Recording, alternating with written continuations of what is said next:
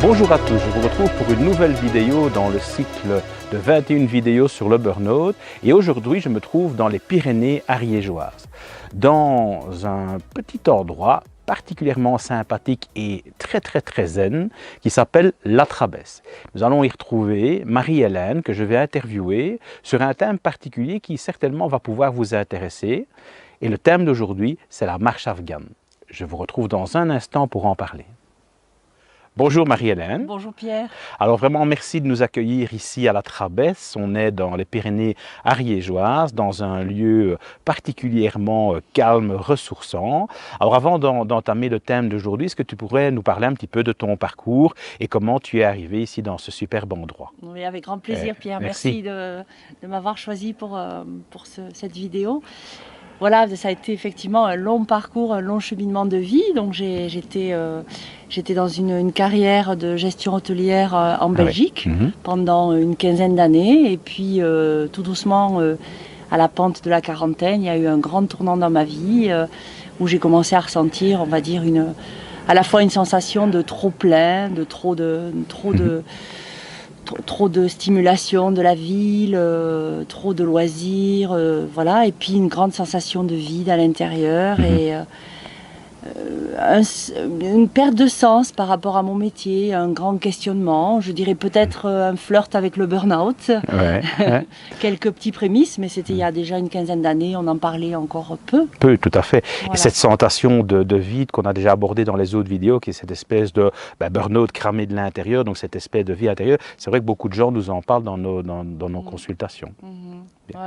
Et alors, cette période-là, période difficile, et puis bon, comment ça se met un peu en place, parce qu'on ne passe pas comme ça d'une activité hôtelière très cartésienne, très rythmée, dans quelque chose comme vous êtes occupé à mettre en place ici. Alors, dis-nous un petit peu... Oui, mais oui, il y a eu, parallèlement à ce manque de sens, cette crise de sens, on va dire, à la fois professionnelle et puis évidemment aussi privée, une vie citadine à remettre en question.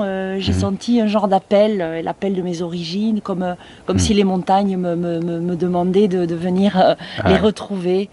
Et donc c'est vrai que étant française, ça faisait une vingtaine d'années que je vivais en Belgique. Bon, mais étant d'ici, il y a eu peut-être une facilité avec des origines très montagnardes. Et je me suis dit, mais j'aspire à cette vie-là, à une vie plus simple, à une vie plus épurée, plus en lien avec la nature et plus en lien avec quelque chose d'essentiel. C'est vrai que j'étais dans l'hôtellerie de luxe. Dans l'hôtellerie de luxe, on a droit à zéro défaut, on doit être au top tout le temps. Et donc il y a eu un long chemin. J'ai d'abord décidé de quitter l'hôtellerie. Donc ça n'a pas été aussi, ça a été une première étape. Tout à fait. De dire j'arrête cette vie de manager où je gagnais certes beaucoup d'argent, mais je n'en faisais pas ce que j'avais envie parce que j'avais pas le temps et des responsabilités et une équipe à laquelle je tenais beaucoup. Donc arrêter l'hôtellerie, ça a été le premier pas. Et puis je suis venue ici dans les montagnes pendant un mois en fait, réfléchir. Je suis partie avec ma tante, j'ai planté ma tente et j'ai réfléchi à vers quoi j'avais envie de tourner mes pas, quel était essayer de trouver le sens profond de ce grand tournant aussi et de vers quoi j'avais envie d'aller. Et là, j'ai très vite ressenti que j'avais envie de revenir à mes premiers amours qui sont le tourisme et notamment le tourisme itinérant. Parce que je trouve que découvrir un pays ou découvrir un lieu en y arrivant à pied, ça met une dimension beaucoup plus lente et beaucoup plus profonde que de le découvrir en avion. Voilà. Donc je rentre en Belgique et je commence à démarcher plusieurs entreprises de tourisme et je rencontre Charles de Radigues que je salue ici, à qui je rends hommage, qui est devenu à la fois un coach et un très grand ami, quelqu'un de très important dans ma vie, qui m'a proposé la structure de Géode. À cette époque-là, il accompagnait des randonnées dans le désert, des randonnées de ressourcement dans le désert. Et donc je commence à trouver un autre métier, une autre voie qui commence à s'installer, donc tourisme, itinérance, c'est la marche. Et puis dans ce grand changement de vie où j'ai arrêté de travailler le week-end, d'être de garde 24 heures sur 24, de vivre avec un portable en permanence, je redécouvre le grand espace des week-ends et je m'inscris dans un club de rando, évidemment, pour me remettre en marche. Et pour renouer avec ce bonheur que j'ai pu connaître petite ici avec mes parents et mes grands-parents de la marche. Et donc je deviens pilote de randonnée et j'organise j'organise des groupes, j'organise des randonnées. Et donc le week-end, tiens, il y a la marche qui commence à... Et là, je me rends compte qu'il y a un grand apaisement qui commence à s'installer parce que je redécouvre la joie du corps en mouvement. Je ne suis pas une très grande sportive et pendant toutes ces années de gestion hôtelière, à part le vélo dans Bruxelles, je n'ai pas vraiment fait de sport. Et là, il y a la marche. Et puis la marche qui prend petit à petit de plus en plus de place et qui commence à, je dirais, imprégner mon quotidien de sa... Ça, c'est intéressant parce que dans nos consultations, on a pas mal de personnes qui n'ont pas fait énormément ou même pas du tout de sport dans leur vie.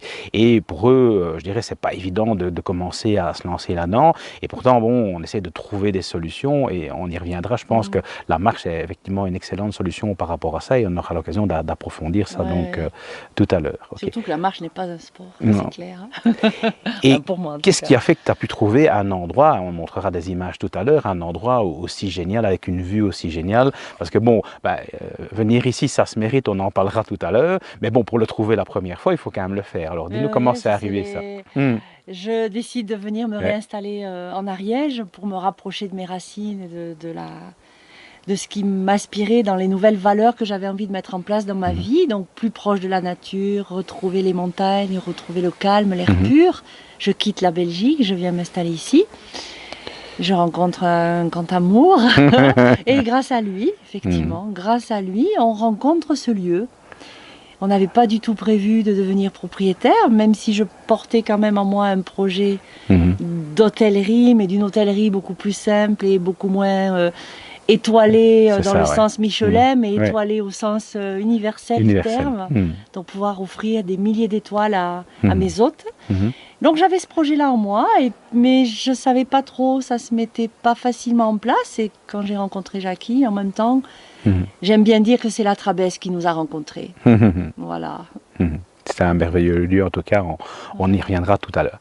Alors, on va aborder dans quelques instants le thème de la vidéo d'aujourd'hui, et notamment le thème de la marche afghane, et tu vas nous en parler tout de suite, nous expliquer ce que c'est et ce que ça peut apporter à des personnes qui rencontrent aujourd'hui des difficultés. Alors, voilà. Tu viens de nous dire qu'en revenant dans la région, t'inscrivant dans un club de rando, tu as retrouvé ce bonheur de marcher. Alors moi, ce qui m'intéresse, c'est aussi, par rapport à la randonnée traditionnelle, comment tu as fait la migration vers le thème d'aujourd'hui qu'on appelle la marche afghane? Oui, c'est une migration qui s'est faite aussi en plusieurs étapes, évidemment.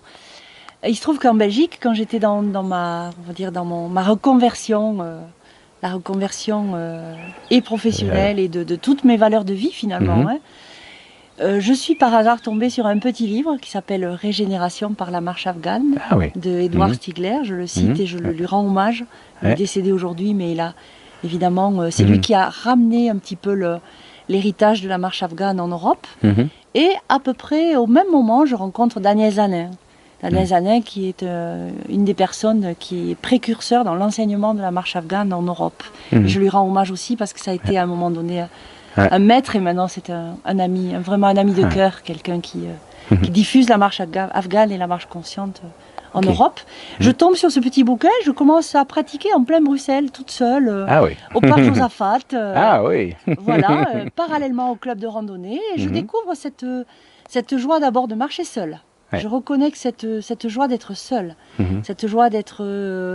et ce plaisir du souffle, cette rencontre, cette reliance avec la respiration, avec le souffle. Voilà. Et puis je fais ce séminaire chez Daniel Zanin et là j'ai une genre de révélation. Je dis à Daniel, écoute, ce qui se passe en moi, c'est extraordinaire parce que j'ai essayé la méditation assise, devant un mur blanc, sur un coussin, mais moi, au bout d'un moment, ça m'énerve, j'ai porté qui me gratte, j'ai envie de bouger, mon corps a besoin de sentir le mouvement. Et là, à ce séminaire, j'ai senti que quand mon corps est dans le mouvement, il y a quelque chose, je peux arriver à contacter quelque chose en moi qui est immobile, et quelque chose qui me fait du bien, comme un espace où je suis bien. Alors que si je suis statique, j'ai juste envie de bouger. C'est le contraire. Donc, le corps, pour moi, il est fait pour bouger. L'humanité a toujours bougé. Elle a toujours été en mouvement. L'homme a toujours nomadisé. J'espère qu'il continuera à le faire. Pas uniquement pour monter ici à la maison, à la Trabesse, mais qui marchera longtemps et loin. Et donc, je rencontre cet homme, je fais ce séminaire. Et là j'ai comme une révélation. Donc, je pratique de plus en plus la marche afghane. Et je me rends compte des bénéfices que ça me fait en parallèle avec le club de randonnée où je suis pilote, où c'est une toute autre énergie. Hein. Je dois guider les gens qui sont derrière moi, j'ai la carte, on papote, la rougeole du dernier, le dernier match de foot, etc. Là, la marche afghane, comme on doit mettre son attention sur la respiration et sur toute la posture du corps dans la marche, on ne peut pas parler. On est vraiment seul avec son intériorité. Donc les deux commencent à s'inscrire dans ma vie et petit à petit, au fil du temps, je me rends compte que je tombe comme Obélix dans la marmite de la marche afghane et que j'ai envie en fait d'enseigner et de diffuser ça tellement les bénéfices, tellement je ressens les bénéfices profondément. Ok. Voilà. Alors, dans un instant, je vais te poser la question, donne-nous un petit peu, parce que tu nous as donné vraiment maintenant l'envie d'en savoir plus, et on verra dans quelques instants, c'est quoi les grands principes en fait de la marche afghane. Alors maintenant, tu nous as vraiment donné l'eau à la bouche, donc explique-nous un peu, c'est quoi les grands principes. Bon, moi j'ai eu la chance de pouvoir le tester, puisque l'année passée, on est venu faire un stage ici, donc on est parti avec toi, on a eu l'occasion de le tester après, donc c'est vraiment un superbe, je dirais, une superbe approche. C'est pas non plus au départ sur les basiques hyper compliqués. Après, je sais qu'il y a des niveaux qu'on peut développer, mais raconte-nous un peu, c'est quoi les grands principes de base? Oui, le premier vraiment grand principe de la marche afghane, c'est d'abord d'être attentif à soi quand on marche. Hein, la plupart du temps, on est dispersé parce que le corps est là, mais la tête est en train de vagabonder à droite à gauche. On regarde les fleurs, on regarde la chaussure du voisin, on papote avec les copines. Le premier grand principe de la marche afghane, c'est d'abord de faire le silence en soi et de tourner son attention. De tourner son attention vers l'intérieur, vers qui on est, vers notre espace intérieur. Et pour cela, le corps humain, l'être humain est magnifique et on a été doté d'un outil merveilleux qui est la respiration. Donc, deuxième principe de la marche afghane, c'est être attentif au souffle. Et donc, on va par le biais de cette attention au souffle rythmer, en fait, sa marche du souffle. Donc, on va marier le souffle avec les pas. Et non plus, je marche, je me débrouille pour que mes pieds avancent, et puis pendant ce temps, je papote avec la copine, je regarde la petite fleur. Donc on va vraiment être dans cette attention de qu'est-ce que je fais avec mon souffle. Je suis dans mon souffle et je suis dans mes pas. Et pour ça, la technique, c'est de simplement synchroniser ses pas avec son souffle, ou son souffle avec ses pas. Hein. Ça dépend qui est premier. Voilà, et donc on va dans un premier temps prendre conscience de ce souffle qui est en nous, qui fait de nous des êtres vivants, qui nous habite, qui nous nourrit au quotidien, mais qui aussi nous purifie à l'expire. Et puis, on va se rendre compte que chacun a un rythme de respiration qui lui est propre. Et on va apprendre à mettre ce souffle dans les pas. C'est-à-dire qu'à chaque pas correspondra un souffle. Voilà. Le troisième grand principe de la marche afghane, c'est que on ne va pas respirer de la même façon sur tous les terrains. C'est ça, ouais. Et ça, c'est très important. Donc, quand on est sur un terrain doux ou un terrain qui descend, il y a beaucoup moins d'efforts cardiovasculaires à faire. Donc, on va utiliser un rythme respiratoire. Alors que quand ça monte, on va utiliser un autre rythme.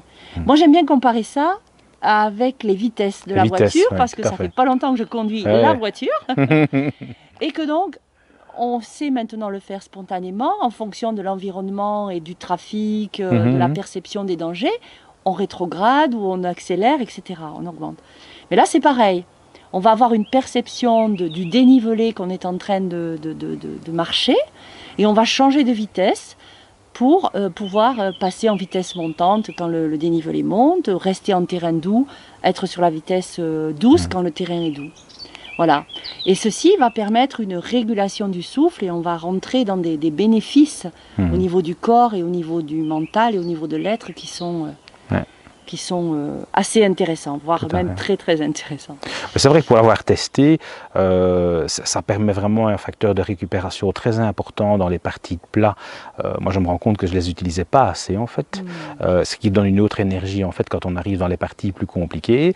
Et aussi cette idée de vitesse démultipliée qui fait qu'en fonction de la pente, on peut vraiment adapter. Et on obtient une bonne régularisation au niveau, je dirais, du souffle.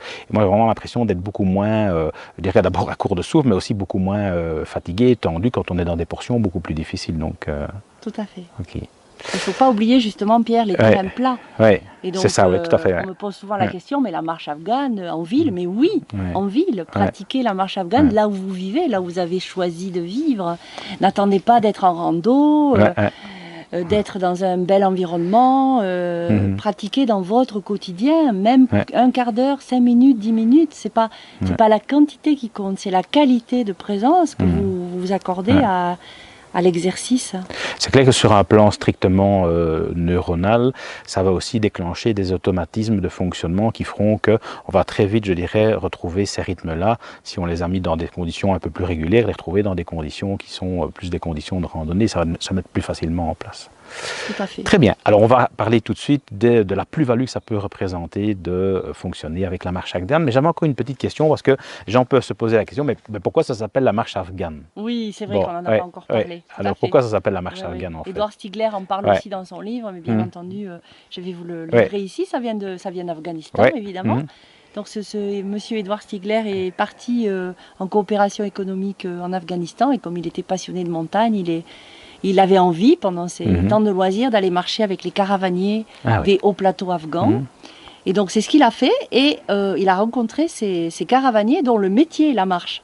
Donc, ce sont des gens qui transportent des marchandises d'un point A à un point B. Et il s'est rendu compte qu'ils marchaient à une allure extraordinaire. Donc, ils arrivaient à faire des 70-80 km par jour. Ce qui, pour notre mental d'occidental, est quand même assez impressionnant. Tout à fait. Et donc, il a eu envie de se pencher sur ce phénomène. Je pense qu'il a engagé un traducteur pour essayer de rentrer en contact avec ces gens.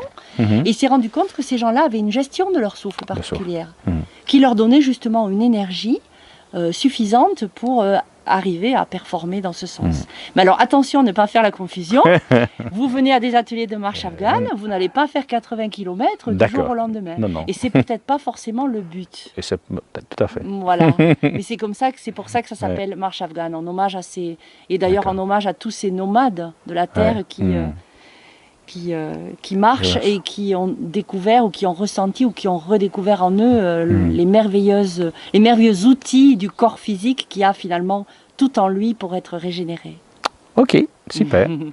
Voilà. L'idée de faire cette vidéo, elle m'est venue parce que on essaie de trouver toutes les solutions qui peuvent aider les gens qui sont en difficulté par rapport au burn-out, sur notamment la partie mentale aussi, et cet esprit qui n'arrête pas de tourner. Et une des problématiques qu'on rencontre chez les gens en burn-out, c'est ce mental qu'on n'arrive pas à mettre à l'arrêt, à parler de nouvelles technologies, où on n'arrête pas de remuer là-dedans. Certaines personnes, et tu l'as dit, ont vraiment du mal, et c'était mon cas aussi avant, avec la méditation, parce que quand on est toujours dans l'énergie pour se poser, souvent on pense plus souvent à son mal de genou qu'à d'autres choses. Et donc, je me suis dit que c'était vraiment une belle plus-value par rapport à se vider l'esprit, en travaillant parfois des choses qui peuvent être intéressantes au niveau physique, mais en même temps avec la plus-value de pouvoir donc nettoyer l'esprit. Alors, c'est quoi les vraies plus-values que toi tu vois de travailler la marche afghane?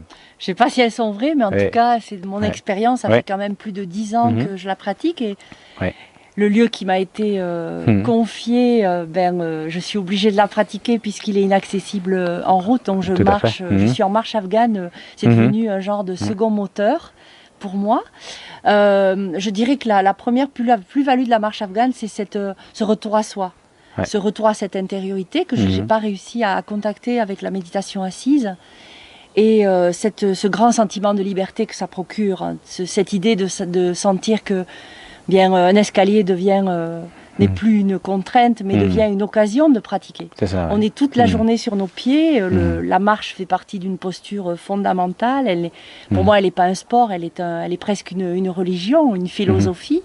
Et donc, en tout terrain, savoir qu'on a cet outil de la marche afghane nous permet d'être mieux régénéré, d'être moins fatigué, et on peut aborder des terrains qui avant peut-être nous faisaient un peu peur. Je le vois dans les stages, il y a des gens qui viennent, la montagne, je ne vais pas y arriver, etc. Mais avec cet outil-là, tranquillement, on installe l'outil et on se rend compte déjà le 2e, 3e, 4e jour, les gens sont « Waouh, j'y suis arrivé !» Et ça, c'est pour la valorisation de soi, pour la liberté, pour le plaisir de la marche, ça c'est très très important. Et je pense qu'il y a plein d'autres bénéfices, mais pour moi aussi, c'est cette importance du souffle, de se remettre du souffle dans nos cellules. C'est ça. On respire la plupart du temps dans le haut du corps, et là, de respirer dans toutes les parties du corps, savoir que notre cellule est mieux oxygénée, parce que ça permet une optimalisation de la respiration, une oxygénation, on met du souffle, on met de la bonne vibration, du coup elle se purifie mieux aussi, donc il y a un mariage entre ce qui rentre et ce qui sort qui est beaucoup plus harmonieux. C'est un outil de santé au niveau physique qui est extraordinaire. Il y a une régénération et il y a une revitalisation du corps, de l'esprit, de l'âme et de l'être. Et sans parler de la grande liberté qu'elle propose. Donc de très belles plus-values, et je pense que c'est une belle alternative à la méditation plus figée, avec toutes les plus-values que tu as pu ici décrire. C'est une méditation marché. Marché, c'est ce que tu nous as dit quand on est venu il y a un an, et ça m'avait bien percuté, gérer ce concept.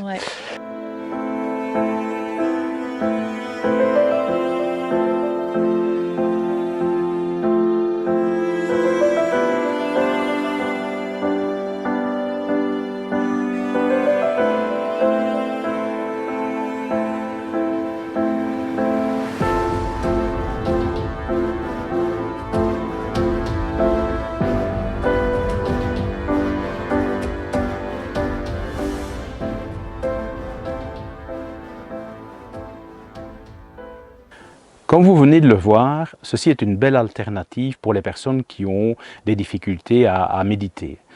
Prochainement, nous vous ferons une vidéo sur la méditation, mais nous pensions vraiment que cette belle alternative permet à la fois de combiner le fait de se trouver dans un superbe endroit d'abord, de pouvoir avoir le plaisir de se déplacer, d'avoir toutes les plus-values que peut représenter la marche, mais également de travailler sur la partie mentale. Comme nous vous l'avons déjà expliqué, on essaie de travailler au niveau du burn-out sur le triangle mental, corps et émotion, et donc ici c'est vraiment une activité qui permet de combiner une action sur à la fois le mental et le corps. Je vous engage vraiment, si vous avez envie de le tester, vous pouvez le tester en Belgique bien entendu, mais en France, c'est un endroit tout à fait merveilleux, ressourçant, 20 minutes de montée. Bon, au début, c'est peut-être pas évident, mais c'est un vrai plaisir d'arriver ici en haut et de découvrir la merveilleuse vue. Je vais d'ailleurs vous laisser en compagnie pendant quelques instants des plus belles vues de l'environnement et du lieu où nous nous trouvons.